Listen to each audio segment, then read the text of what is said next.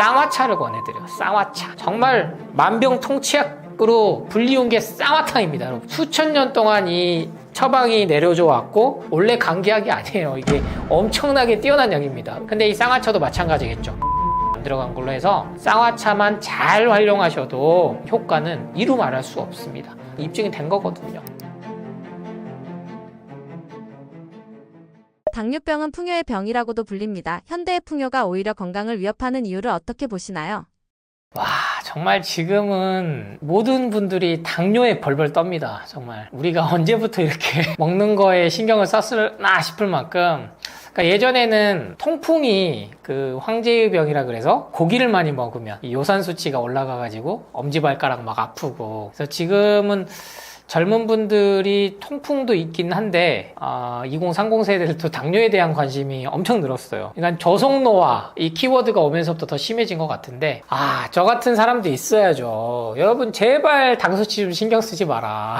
언제 죽을지 모르는데 젊은 사람들도 이게 먹는 거 하나하나 갖고 스트레스 받고 지내는 거 보고, 아니면 70대 80대 되신 할머니들조차도 저한테 원장님 저 이렇게 먹고 있는데 잘 먹고 있는 거 맞아요? 이렇게 물어보시면 제가 뭐라고 그러는 줄 아세요? 아이고 어머님이 저보다 몇십 년을 더 잘 사셔놓고 뭐 먹는 거를 그 연세에 그렇게 두려워하시냐. 그러니까 정말로 풍요의 병이다라는 말이 맞아요. 너무 많이 먹어서. 뭘 먹냐가 아니에요. 트럼프 보세요. 술, 담배 안 하죠. 그런데 술 대신에 뭘 먹습니까? 코카콜라 먹잖아요. 빨간 버튼 백악관 집무실에 놔두고 누르면은 그것도 뭐? 다이어트 코카콜라. 근데 더 세분화돼서 여러분 재밌는 사실이, 다이어트 코카콜라든 진짜 설탕을 좀 써라. 거기까지 관심을 가져요, 트럼프는. 왜? 옥수수 시럽으로 설탕을 대체하기 시작했거든요. 각 나라마다 다 틀립니다, 여러분. 이게 정말 다 달라요. 그래서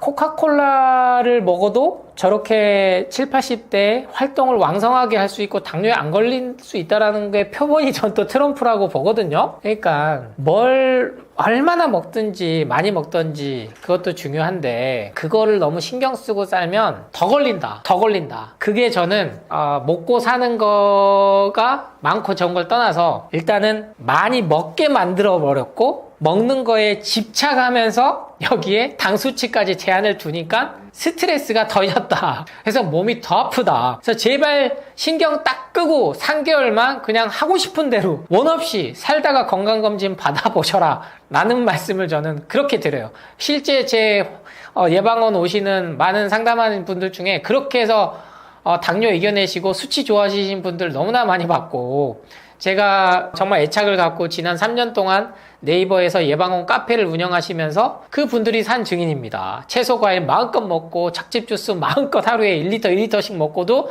당뇨 다 좋아지셨다고 하는 분들이 너무나 많기 때문에 걱정하지 마시고 일단 마음껏 좀 드셔라, 눈치 좀 보지 마라 라는 말씀을 역으로 드립니다. 최근 연구에서는 스트레스가 혈당 조절에 직접적인 영향을 미친다고 합니다. 실제 진료하실 때 마음의 회복을 얼마나 강조하시나요? 화병이라는 말이 지금은 이제 진단명으로 들어갔죠. 그리고 심리학이나 실질적으로 의학에서도 이게 정말 스트레스가 지대한 영향을 끼친다. 혈압뿐만 아니고 당 수치, 모든 호르몬의 균형, 과민성 대장증후군, 크론병 이런 진단들도 결국에는 스트레스에서 이게 있으신 분이 있고 없으신 분이 있어서 개개인마다 다 상황이 다르잖아요. 그러니까 이게 약물이 나올 수가 없는 거예요. 일관적으로 모든 사람한테 적용이 될 수가 없는 겁니다.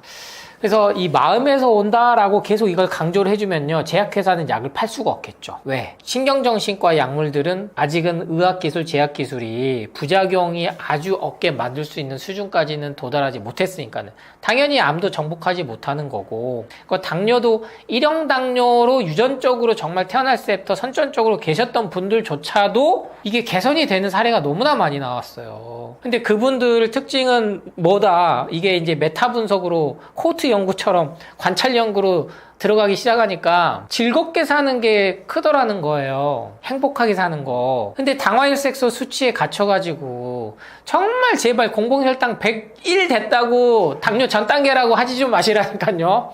150에서 200까지 식후혈당은 얼마든지 이게 러프하게 움직여도 되는 겁니다. 운동하면 300, 400도 올라가요. 혈압도 마찬가지고요. 근데 그런 사실은 간과한 채 무슨 과일 주스만 먹으면 250 넘었다 막 이러면서 혈당 스파이크 오니까 채소 과일에 대한 공격을 하기 위해서 저는 당이 계속 강조한다라고 봐요. 왜? 가공식품이나 정제식품이나 건강기능식품, 약물은 먹어서 혈당을 올리지 않거든요. 근데 그건 죽은 몸이 되는 거죠. 제일 대표적인 췌장이 우리 몸에서 그 기능을 해주는데 고기를 많이 먹으면 췌장 기능이 망가집니다. 당연한 거예요. 근데 어떠한 약물도 췌장을 다시 살리진 않아요. 그냥 수치만 인슐린 저항성이라는 그 어려운 말들로 인해 가지고 수치만 안정권으로 떨어뜨려 준다 뿐이지, 근데 수십 년간 드셔가지고 더 이상 병원에서는 약물을 올려도 당이 안 떨어지시는 분들이 주로 저한테 오시거든요. 왜? 약이 없으니까. 방법이 없냐? 있어요, 여러분. 약물로 인해서 더 이상 췌장 기능이 망가지고 모든 몸에 그러한 조화가 깨진 상태에서 수치가 안 내려가고 약물을 더 세게 써도 안 돼서 인슐린 주사를 맞아도 안 되시는 분들이 과감하게 내가 이 젊은 시절부터 그 수치에 얽매여가지고 그렇게 시간을 보냈구나. 나 과감하게 약 끊어볼래. 이거는 이제 개인의 문제예요. 제가 약을 끊어라 말아드리는 말씀이 아니고, 그리고 그렇게 벌벌 떨어서 못 먹겠던 채소 과일 마음껏 먹어볼래. 짧으면 3개월, 길면 3년 약 끊고도 잘 지내신 분들이 너무나 많아요. 근데 이런 분들은 학회 보고 잘 안 되죠. 병원을 안 가는데. 그리고 가끔 검사하러 가면은 병원에선 약 잘 먹고 있어서 검사가 수치가 점점 떨어지다라고 착각하죠. 근데 이런 사례들이 너무나 많다는 거예요. 그래서 분명하다. 이번 제가 드리는 강연 전반적으로 드린 메시지가 분명히, 방금 구급차 소리 때문에 잠깐 제가 끊었지만 저 정말 안타까운 소식들이 많잖아요. 예. 사건 사고는 와요. 그러니까 교통사고 나면은 돌아가시겠죠. 심장마비는 죽죠. 근데 당뇨는요 그렇게 한 번에 안 죽어요. 암은 그렇게 하루아침에 안 죽는다니까요. 근데 오랫동안 약을 팔고 검사를 받게 하기 위해서는 가장 좋은 질환입니다. 제가 볼 때는 제약회사 입장에서 이거를 완치시키는 신약이 나와도 팔고 싶지 않을 정도의, 이런 건 욕하는 사람도 많겠지만 그게 엄연히 자본주의 현실이에요. 제약회사 뭐 땅 파서 장사합니까? 주주의 가장 최대 이익을 줘야 되는데, 저도 제약회사 주식 보유하고 있어요. 돈은 돈이고 자본주의는 자본주의고 우리의 건강한 삶은 삶대로 살아야 된단 말이에요. 그래서 마음이 주는 영향력이 상당히 크다. 그래서 당뇨 레몬수부터 시작하라는 말씀을 제가 누누이 말씀 많이 드려요. 그래서 과일 먹는 게 부담스럽다 하신 분들은요, 하루 아침에 레몬수, 지금 레몬 착즙 열풍이 몇 년째 가시질 않습니다. 이 유튜브에서도 레몬 관련된 조회수가 가장 떡상을 치는 종목 중 하나고요. 레몬 착즙 관련 제품들도 앞으로 계속 나올 거예요. 역으로 이 레몬이 얼마나 공격 많이 받았는지 아세요? 제가 이 레몬에 대해서 강조하기 전까지 정말 레몬 공격 많이 받아서 몸을 산성화시킨다, 역류성 식도염 갖고 온다, 심지어 당에도 안 좋다라는 그런 근거 없는 낭설까지 퍼져서 레몬을 못 먹게 만들었다고요. 근데 지금 많이 먹잖아요. 그래서 과일 먹는 게 바로 두려우신 분들은 레몬수부터 하루 한 잔으로 시작을 해보시라는 말씀을, 왜 마음만 좋게 먹어라 이렇게 말씀드리면 좀 허무하실 테니까. 근데 과일은 바로 실행하기 어려우신 분들은 레몬수 꼭 뭐 직접 짜서 드실 필요 없어요. 그냥 유기농 레몬수 착즙 한 포에 딱 물에 타가지고 200ml나 500ml 타가지고 드시는 실천만 매일 하루 한 잔씩 해보시더라도 약물 없이 인슐린 주사 벗어나서 분명히 그렇게 마음 편히 사시면서 먹고 싶은 거 먹고 그렇게 사실 수 있는, 그렇게 살아야죠. 얼마나 살 줄 알고 그렇게 우리가 목매어 삽니까? 저는 그 말씀을 목 놓아서 드립니다. 원장님께서 건강을 위해 꼭 지키고 있는 생활 습관은 어떤 게 있으신가요? 구독자분들에게도 추천 부탁드립니다. 저는 반성을 많이 하죠. 특히 우리 예방원 카페에 매일 글 수십 개씩 올라오는 분들에 비하면 실천을 완벽하게 하지 않아요. 그래서 제가 완전 건강 상담소라고 하는 책 제목도 완전이라는 말을 쓴 겁니다. 완벽이 아니고. 그러니까 내 기준에 내가 마음에 들면 완전한 거예요. 근데 가장 쉬운 거 제가 말씀드릴게요. 가장 쉬운 거. 저는 지금 뭐 홀몸이 아니죠. 처자식에 있는 몸이에요. 그래서 집에 있는 중전마마가 이제 해주는 대로 먹고, 그리고 술도 저는 이제는 먹어요. 이렇게 7년, 8년 결혼 생활을 하다가 그동안 너무 술을 안 먹어주고 술 친구도 없게 저희 아내가 먹는 것 자체를 제가 왜 몸에 안 좋게 술을 먹어 막 이렇게 비난할 수는 없잖아요. 임신하고 출산하고 면전관 끄는 것만 해도 대단한데. 근데 술 친구가 없이 너무 우울해한단 말이에요. 그러면 제가 이제 맥주 한 캔에서 뭐 2캔 정도까지는 같이 먹는데 먹은 다음 날은 먹잖아요. 그러면 이날 오늘 제가 먹었어요. 그러면 그 다음 날은 반드시 아침에 아무것도 안 먹습니다. 그리고 그 다음 날도 술은 안 먹어요. 그러니까 연일 저희 아내도 그거는 생활화가 됐죠. 뭐 많이 먹는 것도 아니고 일주일에 한 번씩 뭐 아니면 2주에 한 번씩 그 정도 먹는데 안 먹다가 먹는 사람은 그것도 몸에는 이렇게 데미지가 온다고 생각할 수 있거든요. 근데 그것조차 그런 생각조차 없어요. 저는 술을 먹더라도 돈가스를 먹더라도 라면을 먹더라도 아주 즐겁게 먹습니다. 저희 아내가 저한테 정말 오빠는 중국 음식 진짜 좋아해. 튀긴 거 정말 잘 먹어. 치킨 매일 먹어도 오빠는 어쩜 그렇게 맛있게 먹으래요. 그러니까 먹을 때 저는 너무 맛있게 먹고 와 이거 정말 맛있다. 내 몸에 보약이다 막 이런 생각 먹고 근데 먹으면 그 다음 날은 반드시 같은 튀긴 거라든지 육류라든지 술이라든지 반복해서 먹진 않아요. 그러니까 여러분 이거는 하실 수 있어요. 신경만 써주시면. 그러니까 퐁당퐁당만 해도 몸 달라지는데 매일 튀긴 거 먹고 밀가루 먹고 술 먹고 커피 마시고 영양제 먹고 몸에 좋다는 거 다 먹으면서 또 병원 가서 링겔 맞고 일주일 내내 하루도 안 쉬니까 몸이 아픈 거예요. 회복할 시간을 좀 주세요. 그래서 퐁당퐁당만 해보셔도 이건 좋아진다. 그리고 조금 더 하면은 간격을 넓히는 거죠. 이틀에 한 번 했으면 3일에 한 번, 4일에 한 번. 이렇게 해서 결국엔 7대3의 법칙을 만드시라는 건데 뭐 다이어리 적고 식단 일지 뭐 이거 체크하기 힘드시니까 반드시 오늘 내가 제육덮밥, 갈비탕 먹었으면 내일은 김치찌개, 된장찌개, 비빔밥 이렇게 좀 하루 한 끼는 신경 써서 먹어주자. 저희 아내가 아침을 저를 막 먹여요. 빵도 먹이고 막 옥수수도 먹이고 고구마 먹여요. 막 살찌게 하려고. 살 너무 빠져서 보기 싫다고. 그래서 저랑 접점이 온 게 월수금은 안 먹는다. 그렇게 저랑 약속을 정한 거예요. 왜냐면 저도 이제 살이 적정선을 넘어서 보기는 좋습니다만 제가 이제 몸이 무거워지니까 원래 12시간, 16시간 그 간헐적 단식을 철저하게 하지만 전날에 술을 먹으면 막 아침 저녁 8시까지 먹고 막 시간 정해놓고 먹으면 술맛 떨어지잖아요. 그러면 저녁 10시나 11시 아니면 뭐 12시 때로는 그게 야식을 먹은 날은 그 다음날 아침은 원래 먹어야 되는 요일에도 안 먹는다라는 그 규칙을 암묵적으로 정한 거예요. 그러니까 이게 혼자 사니까 그렇게 뭐 식구들 눈치 안 보고 산다라고 그렇게 항변하신 분들이 많아서 드린 말씀이에요. 그래서 그런 타협점을 부부지간에 부모 자식 간에 가족 간에 그렇게 하면은 재미도 있고 서로 같이 약속도 지키니까 실천도 하기 좋고 아니면은 지금 사귀는 사이끼리 뭐 동거를 안 하는 사이도 데이트하면 이번에 우리는 뭐 이번에 피자 파스타 먹었으니까 다음에는 뭐 샤브샤브 한번 먹어보자. 이번에는 뭐 맛있는 꽃등심 먹었으니까 다음에는 햄을 먹어보자. 햄을 먹었으니까 이번에는 두부 요리, 버섯 요리 이런 데 한번 찾아가 먹어보자. 이렇게 돌아가면서 좀 하시기만 해도 반드시 몸은 회복되니까 저에 대한 그 비법, 식생활 실천이 궁금하신 분들이 많아서 제가 뭐 레시피 책도 넣고 책마다 이렇게 그 레시피 식생활 습관 방법들을 다 넣어드렸지만 가장 실천하기 쉬운 건 오늘 먹었어? 내일은 참아봐야지. 근데 못 참아? 그럼 중독된 거예요. 커피 매일 먹어야 돼? 중독된 겁니다. 그래서 저는 중독은 안 됐어요. 왜냐면 치킨을 먹고 싶죠 매일. 근데 못 먹는다고 해서 제가 일부러 막 사 먹거나 돈가스를 먹어야 되거나 짜장면을 먹어야 되거나 막 돌아가면서 이 튀긴 음식을 먹어야 되거나 그 수준은 이제 벗어났어요. 예전엔 그랬기 때문에. 그렇지만 항상 먹고 싶죠. 하지만 그 마음을 알아차리는 훈련을 이런 식으로 최소한 100일에서 1000일 정도 하시면 반드시 먹고 싶은 거 다 먹으면서 즐겁게 행복하게 생활하실 수 있습니다. 아침 식사에 대해서는 어떻게 생각하시나요? 채소 과일 섭취를 강조하셨는데 그 중에서도 어떤 걸 먹는 게 좋은가요? 네, 지금은 정말 먹는 거를 뭘 골라서 먹을지가 또 스트레스예요. 근데 전 이렇게 반문하고 싶어요. 아프리카에 굶어 죽는 기아 난민들 아니면 전쟁 난민들한테 공복에 과일 먹으면 혈당 스파이크 올라온다 이런 말 할 수 있을까요? 아니면은 짜장면 빵 먹으면은 당뇨 오니까 먹으면 안 된다 이런 말 할 수 있을까요? 아니에요. 뭘 먹어도 삶이다.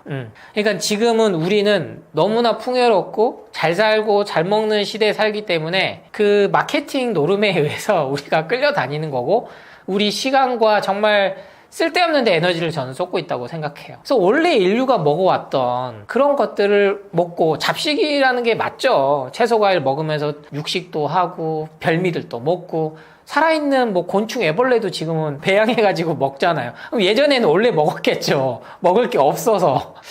그래서 저는 여러분이 하루 시작을 조금은 너무 뭘 먹어야 될지 고민 안 하셨으면 좋겠어요. 그래서 안 먹을 수 있으신 분들은 안 먹어도 됩니다. 근데 이거 안 먹으면 무슨 포도당이 안 돼서 근육이 빠진 거 논리까지 가버리고 뇌 활동이 못해서 치매가 빨리 온다라는 그런 뇌피셜 주장에 흔들리고 있는 게 문제예요. 원래 인류는 아침 안 먹고 살아와서 수십만 년, 수백만 년 잘 살아왔다고요. 아침 안 드셔도 아무 문제 없어요. 그런데 뭐가 문제? 모닝커피가 문제예요. 모닝커피가. 안 먹어도 그분들 생활하시는데 뭔가 이게 뉴욕 스타일에서 시작했던 그 커피가 지금은 중독돼가지고 안 먹으면 두통이 오니까 드시는 분들이 많아요. 그래서 저는 이거 한 잔만 하루 시작만 꼭 뭘 마셔야 된다면 레몬수, 제가 계속 강조드리는, 당뇨를 갖고 계시든지 아니면 현재 암을 갖고 계시든지 아니면 건강을 예방하고 싶으신 분들은 레몬수 활용을 하셔라. 이거 정말 단순하잖아요. 제가 CCA 주스, 까 주스, 뭐 샐러리 넣은 뭐 깨 주스, 이런 케일 주스 이렇게 복잡하게 말씀드리지 않는 이유는 진실은 간단 명료해야 돼요. 그래서 딴 거 찾지 않고 레몬수로 하루 시작하시고, 그 전에는 근데 물을 좀 드셔야겠죠. 레몬수 바로 공복에 먹었을 때 속이 쓰리다면 물량을 늘리시면 돼요. 나랑 안 맞는다 생각하지 마시고, 기본 레몬 뭐 한 개 뭐 500ml를 먹었다면 내가 이게 속이 쓰려 1000ml까지 늘리세요. 이게 몸에 좋다 그래가지고 막 빨리 좋아지고 싶은 욕심 때문에 많이 먹어서 좀 불편한 증상들이 오는 거지, 절대로 몸에 불편을 야기하지 않는다. 그래서 지금 다 유행을 하고 있는 거기 때문에 레몬수를 좀 강조드리고 싶고, 아침에 제일 많이 지금 나오는 게 그릭 요거트예요.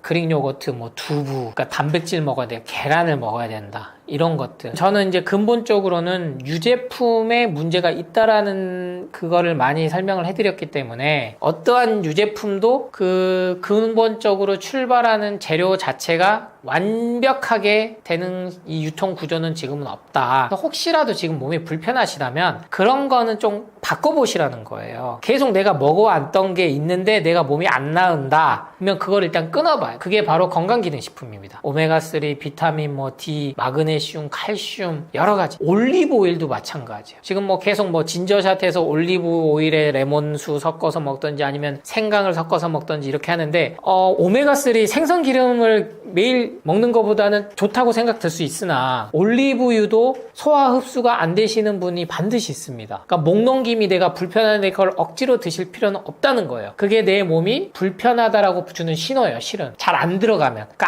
아무리 좋은 것도 내 몸에서 받아들이지 않으면 되는데, 이거를 무슨 체질 따져가지고 나는 두부 먹으면 안 돼, 콩 먹으면 안 돼, 뭐 찬 음식 먹으면 안 돼, 사과 먹으면 안 돼, 그렇게 접근해서 찾으려고 하지 마시라는 거예요. 병원에서 하는 검사도 아직은 불확실합니다. 아토피 뭐 체질부터 해가지고 여러 가지 검사, 기능학 검사들을 많이 하는데 불확실하다. 그래서 내 몸의 주치는 내가 제일 잘하니까 제가 레몬수는 다 많이 임상을 해봤는데 그래도 제일 간단하면서 불편하지 않게 드실 수 있고, 지금은 공격을 제일 안 해요. 사과, 당근, 뭐 양배추 공격하듯이, 고구마 공격하듯이 안 하니까 하루 시작 그렇게 해보시고, 아침에 그래도 난 뭘 먹어야 든든해 하시는 분들은 단백질에 사로잡히지 마라. 단백질을, 특정 음식을, 뭐 계란이 대표적인 거고 뭐 고기가 들을 수도 있지만 그 단백질 쉐이크, 뭐 실크 단백질 뭐 이런 거 제발 드시지 말란 얘기예요. 하루 시작을 하실 때만큼은. 그래서 단백질이 가장 소화하기가 힘들다. 당뇨를 갖고 오는 원인 중 하나다. 왜? 소화 흡수가 잘 돼야 되는데 단백질을 소화 흡수하고 배출하는데 소화 기능, 췌장 기능이 마비되니까 당뇨가 오는 거거든요. 그래서 단백질에 집착하지 말고 모든 게 고루고루 조화돼서 들어있는 비타민, 무기질, 미네랄, 탄수화물, 지방, 단백질 모두 다 채소 과일에도 있습니다. 그 중에서 여러분한테 먹기 편한 거를 해라. 그리고 제 본업이 또 한약사지 않습니까? 쌍화차를 권해드려요. 쌍화차. 정말 만병통치약으로 불리운 게 쌍화탕입니다, 여러분. 수천 년 동안 이 처방이 내려져 왔고, 여러분 편의점에 가도 쌍화탕 팔고 감기는 쌍화탕 이렇게 되지만 원래 감기약이 아니에요. 이게 엄청나게 뛰어난 약입니다. 음양의 조화를 맞추고 청궁, 당기, 작약, 숙지향, 뭐 여러분이 잘 아는 이 건강기능식품에 많이 들어가고 갱년기장에 좋다는 모든 그 약재들이 들어간 게 쌍화탕인데, 쌍화차로 일반적으로 해서 많이 나오니까 환절기에는 반드시, 특히나 몸이 좀 차신 분들, 채소과일식 당뇨를 위해서 열심히 하시는데 몸이 아직 차다고 느끼신 분들, 쌍화차 꼭 활용을 해보세요. 근데 이 쌍화차도 마찬가지겠죠. 첨가물이 안 들어간 거, 화학적인 게 안 들어간, 뭐 중국산이네 어찌네 국내산이네 이런 거 따지지 마세요. 지금 국내산 그렇게 나오는 약재, 물론 이건 식용입니다만은 그런 거는 이제 좀 믿으시고 해썹 인증된 곳들에서 정도 드시면 되는 거거든요. 그래서 쌍화차를 무첨가, 화학물질 안 들어간 거, 보존료 안 들어간 걸로 해서 쌍화차만 잘 활용하셔도 이거 간수치 높인다고 공격할 수는 없어요. 쌍화탕이 아니니까. 그래서 쌍화차만 하루에 아침 저녁으로 드셔도 분명히 자연에서 온 걸 바탕으로 해서 준 거는 그 몸에서의 오는 효과는 이루 말할 수 없습니다. 그게 차가 주는, 이거는 효능은 입증이 된 거거든요. 네, 차에 대한 얘기는 또 다음에 제가 또 출연하면 또 그 노예 제도와 이런 것들에 대해 알면은 또 눈물을 머금을 수밖에 없는 게 있지만, 그만큼 우리 인류 문화에 차는 깊숙이 들어와 있고, 전통 한방을 떠나서 동양과 그리고 지금은 서양에서도 쌍화차를 허브차로 해서 정말 많이 활용을 하니까 이 겨울, 특히 환절기 때 쌍화차 꼭 이용해 보시라는 말씀을 드립니다. 이런 증상이 있으면 당뇨입니다 하는 증상들은 무엇이 있나요? 네, 당뇨라고 하면 제일 먼저 갈증이 나죠. 한의학에서는 그것을 소갈증이라 합니다. 소갈증. 참 목이 탄다는 말이죠. 그래서 이상하게 자꾸 물을 마셨는데도 불구하고 또 목이 타고 또 배가 자꾸 고프고 소변을 자주 본다. 이것을 삼다라고 하는데, 다음, 다뇨, 다갈이라고 해서 물을 많이 마시고 밥을 많이 먹어도 배가 고프고 목이 마르고 소변을 자주 보는데, 그러면서 자꾸 피곤해진다. 본인이 피곤하다고 느낄 때는 반드시 당뇨를 한번 의심해 볼 필요가 있습니다. 당뇨가 아니고도 그럴 수가 있지만은, 당뇨일 경우에는 보통 그러면서 체중이 좀 빠지죠. 체중이 살살살 빠져나갈 때, 그럴 때는 당뇨가 아닌가 제일 먼저 의심해 볼 필요가 있습니다. 당뇨 환자에게 있어서 수분 섭취가 중요하다고 하는데 왜 그런가요? 당뇨라고 하는 병은 당연히 혈관 속에 글루카곤, 당 성분이 높아져 가는 병인데, 이것은 무서운 것이 혈관 질환입니다. 당뇨 때문에 혈관이 망가지고 혈관이 깨지고 막히고, 그래서 생기는 혈관병이 제일 무서운 건데, 목이 마르다고 하면 피 속에 있는 피 색소들, 즉 백혈구와 적혈구들이 끈적끈적하게 달라붙습니다. 그러다 보면 이게 이제 피떡이 될 수가 있는 거죠. 목이 말라서 갑자기 어느 날 피떡이 돼서 피가 뭉치게 되면 그곳에서 혈전이 생기는 것입니다. 뇌라든지 심장이라든지 어느 부위에서든 피가 탁 막혀서 혈전이 생기면 바로 그냥 풍이 오는 것이고 쓰러지는 것이죠. 그래서 당뇨 환자들은 목 마르는 것이 제일 중요합니다. 목이 말라서 갈증이 생기면 옆에 있는 개울물이라도 퍼마셔라. 저 밑에 내려가서 깨끗한 생수 먹을 생각하지 말고 바로 옆에 있는 개울물이라도 퍼마셔라 라고 하는 그 얘기 대단히 새겨 들었으면 좋겠습니다. 서양인보다 한국인이 당뇨에 취약한 이유는 무엇인가요?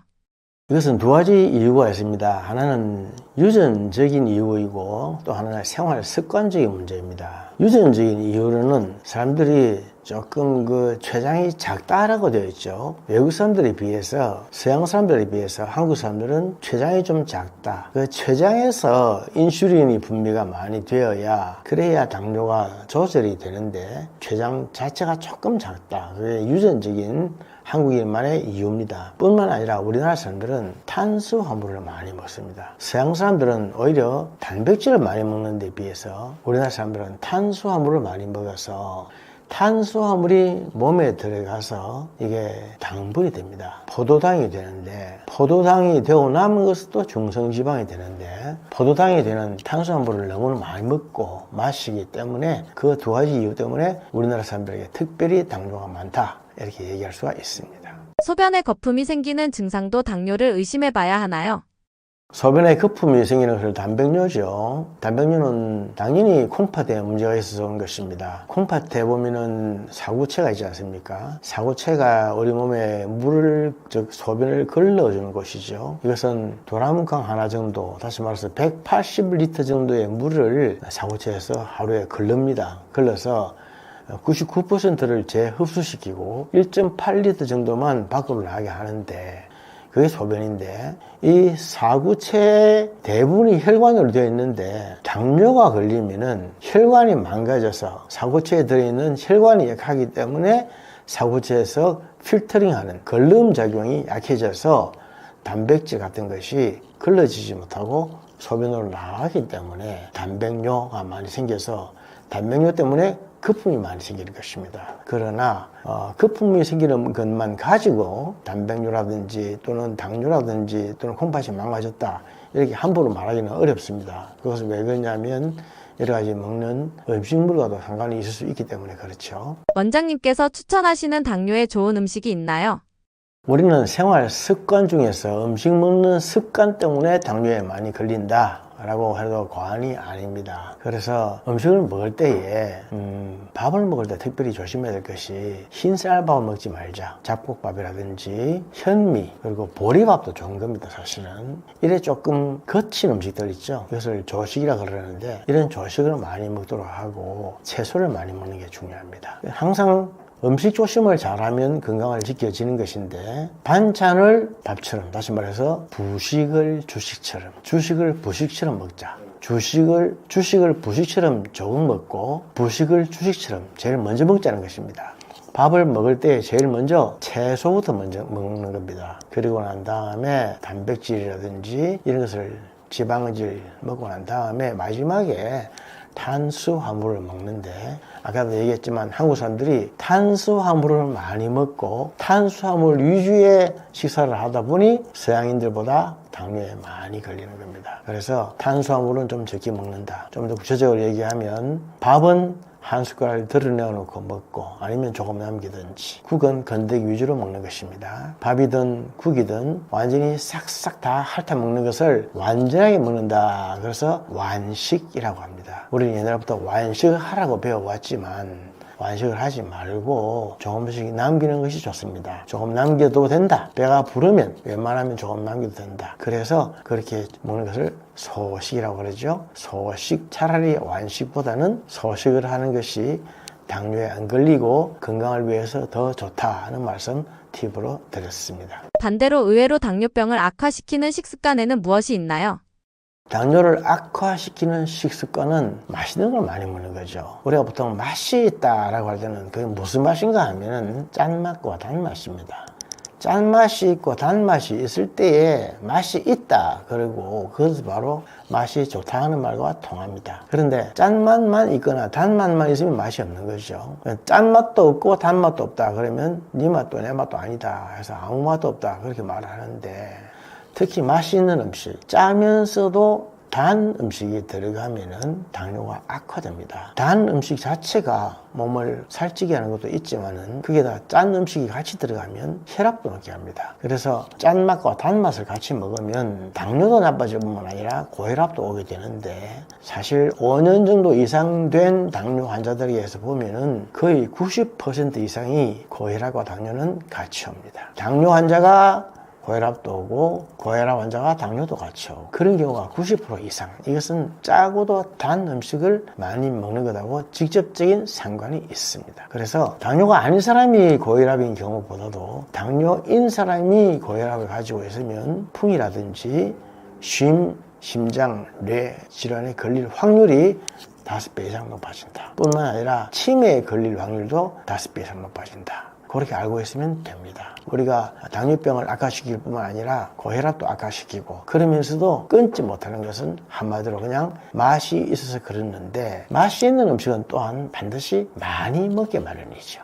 많이 먹는다고 하는 것은 다른 말로 하면 빨리 먹는 겁니다. 빨리 먹기 때문에 많이 먹는 거지 천천히 먹으면 많이 먹지 않습니다. 그렇죠? 그래서 맛이 있는 음식을 빨리 먹는다. 그래서 결국 과식하게 되기 때문에 당뇨가 낫지 않는다. 당뇨는 약으로 고치는 병이 아닙니다. 약으로는 현상 유지만 하고 합병증이 오지 않게 만들어주는 것이고 방금 제가 말씀드린 이런 것들은 생활 처방하는 거죠. 생활 처방을 같이 해줘야 나아지는 것이고 당뇨는 있다 하더라도 합병만 안 생기면 됩니다. 죽을 때까지 합병만 생기지 않으면 그냥 현상 유지만 하면 되지 않습니까? 그것도 하나 더 해야 될 것은 운동이죠. 운동을 하지 않는 습관 때문에 당뇨가 자꾸 나빠지는 것입니다. 매일 걷기 운동만 하십시오. 걷기 운동만이라도 하루에 1시간만이라도 걷기 운동만 하세요. 그렇게 해주면 당뇨가 악화되지 않습니다. 당뇨 좀 있다고 한들 어떻습니까? 우리나라 요새 당뇨 인구가 1000만 명입니다. 우리 한국 5200만 명 중에서 당뇨 환자가 한 650만 되는데 내당능장애까지 치면 1,000만 명이 넘습니다. 그러니 5분의 1이 당뇨인데 그렇다고 해서 반드시 무슨 사고가 생기거나 큰일이 나지는 않습니다. 그것은 매일매일 생활에서 음식 조심과 그리고 운동요법 해주면서 일상에 약을 같이 복용을 해주면 있어도 합병증이나 사고가 나지 않을 수 있다라고 하는 것이죠. 이것이 바로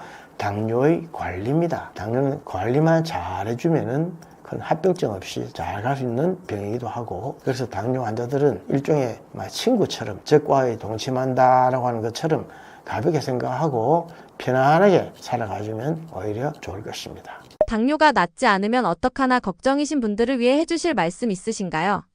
당뇨는 관리하는 병입니다. 당뇨는 완전히 나았다라고 말하는 것은 그것은 불가능한 일입니다. 당뇨는 낫지 않는 병이다. 그러나 관리하는 병입니다. 관리만 잘하면 되지 반드시 나아야 되겠다라고 하는 생각까지는 할 필요가 없고요. 그리고 한번 걸렸다 하면 죽을 때까지 약을 먹는다. 약을 좀 먹으면 되지 않습니까? 약만 먹을 것이 아니라 음식 조심과 운동도 해줘야 되겠죠.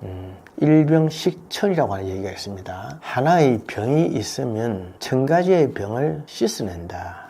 그런 용어인데, 우리가 왜 위장이 약한 사람들은 음식을 좀 조심하죠. 그러다 보니까 오히려 위암이 예방이 될 수가 있습니다. 그리고 신경이 약하거나 잠이 잘 안 오는 사람들은 더욱더 경건하게 깨끗하게 살려고 애를 씁니다. 그러다 보니 사람이 맑고 건강해질 수가 있는 것입니다. 사람이란 것은 머리 끝에서 발끝까지 다 건강할 수는 없습니다만은 좀 건강하고 안전하고 등 따시고 배부르면 금방 다른 짓을 하고 다른 생각을 하기 마련입니다. 그러나 한 가지 약한 점이 있을 때에 오히려 그것 때문에 전체적으로 건강을 유지할 수 있게 되는 것입니다. 그래서 당뇨가 있다 하더라도 그 너무 신경 쓰지 마시고 다 있는 병이니까 이제부터는 음식 조심을 하고 운동 조심을 하고 또 약은 그대로 먹으면서 해서 합병증이 오지 않게 하고, 이로 인해서 다른 병에 이완되지만 않는다면 아무 문제가 없다. 약 좀 먹는 게 무슨 문제냐? 그렇습니다. 약을 먹어서 나을 수 있는 병, 치료하기 위해서 약을 먹자라고 하는 병은 오히려 감사하고 좋은 것입니다. 아무런 약도 없고 치료 방법이 없는 그런 병들이 사실 생각보다 많이 있는 거죠. 네, 반갑습니다. 저는 부산에서 한의원을 하고 있는 김양규라고 합니다. 김양규 한의원 원장입니다. 79년도에 경희대를 졸업을 하고 86년도에 박사를 땄죠. 그래서 40여 년 부산 해운대에서 한의원을 개원하고 있습니다.